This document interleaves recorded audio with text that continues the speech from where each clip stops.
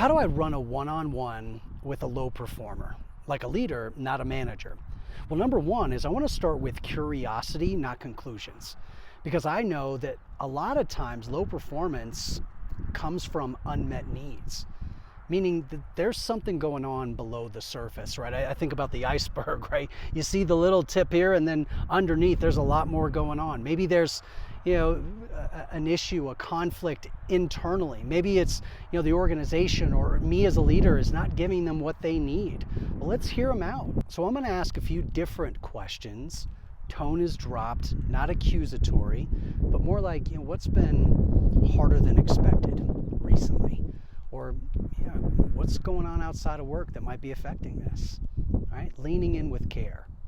Number two is to clarify expectations without sugarcoating, right? Me being truthful, that's kindness. Sherry Harley, she's a candor coach, and she says, look, be direct, be brief, be gone. We know that people rise to clarity, not to confusion. So I'm going to be very direct. Here's what's expected, and we're just not there right now.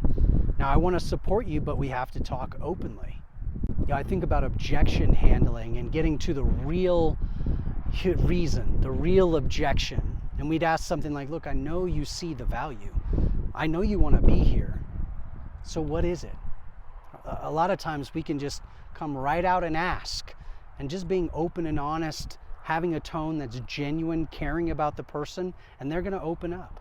And number three is to give them something to own, right? Not just to survive, right? I talk about this in our PIP conversation, but look, this is a relay race. This is not an individual race and good luck. No, I'm handing you the baton. I'm coaching you how to get the next leg of this race done successfully.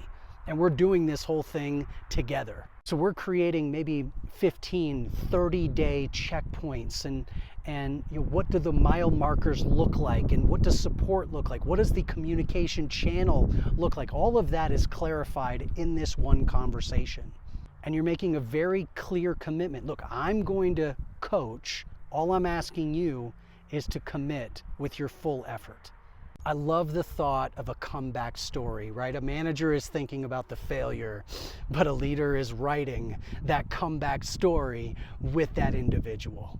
And that's empowerment in action. And remember, leadership is not a title, right? It's a fire. And we have the opportunity to ignite it, not only in ourselves, but in others. Now, if you like these little tips and frameworks, check out my profile and follow me.